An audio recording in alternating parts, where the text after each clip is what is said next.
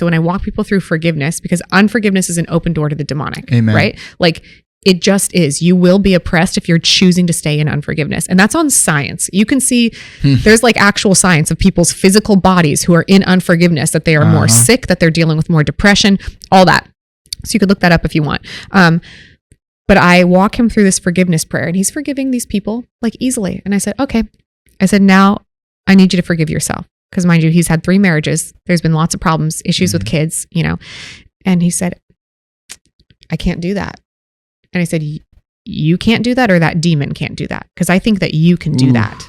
Because I've seen this with men specifically, where they will forgive a laundry list of people, but then they will not forgive themselves for the harm they've done to themselves, their family, other people. And so he's like, well, can you explain it to me? I was like, yeah, you're just saying I forgive myself. You're choosing to hold self-accusation against yourself, fear, shame, guilt, condemnation. That's not the Lord's will. That's the enemy speaking in your mind. Do you understand? So you're coming out of agreement with that by forgiving yourself. And he was like, we had to have a conversation about it because he couldn't grasp it. And I was like, okay, just say it, because it's an act of God's will when you forgive. You don't have to feel anything. Yes. You don't have to feel. It's not an emotion. No, exactly. So when you forgive, this is the picture that the Lord gave me about unforgiveness. And it's so important, is a heart in unforgiveness. If you picture a human fleshy heart, and it has all these fish hooks in it with fishing line, pulling it in different, like that would hurt. Like even picturing that's like brutal. You know what I'm saying? And so when you forgive, the Lord's not necessarily helping you forgive. It's an act of God's will. So you're saying, I'm going to take these fish hooks out of my heart. What's left?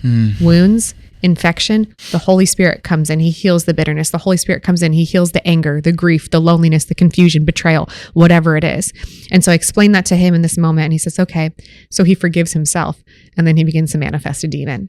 So that demon wasn't manifesting until he forgave himself, because that was the legal right of the enemy in his life. Is he harbored unforgiveness towards himself. Well, I'm just a piece of crap. Well, I've just made this mistake. Well, if I could just do better, if I could just be better, blah, blah, blah, blah, blah. Just self-hatred. Yeah. It's also a spirit of rejection, self-hatred, self-punishment. Like it all falls under a spirit of rejection. So he's been rejecting himself. His wife's rejecting it. Like there's just so many factors involved. Anyways, just a lot of freedom when you actually forgive. That was one of the first demons that was cast out of me. I had no clue. I had no clue. Yeah. My wife had a crazy Holy Spirit encounter. This was shortly after we gave birth to our first son. I've never seen, it was a special week. It was like the Lord gave us an impartation, or gave her specifically an impartation, where she was prophesying, she was healing. She would just be like, hey, your buddy's dealing with a pornography addiction. Yeah. We need to have him over, and we need to pray over him. Come on. She even called out someone else. She's like, this person is struggling with suicidal thoughts. And I'm like, no, they're not. Like, what are you talking about? And sure enough, calls her up. Yep. And I'm like, you gotta be kidding me. And the first thing that happened was she couldn't sleep one night. And she just kept crying out to the Lord. Wow. And something broke. And then the first thing she said is, there was this person in our life that had been really hurtful to us. Yeah. And the first thing is, she's just like, I forgive her.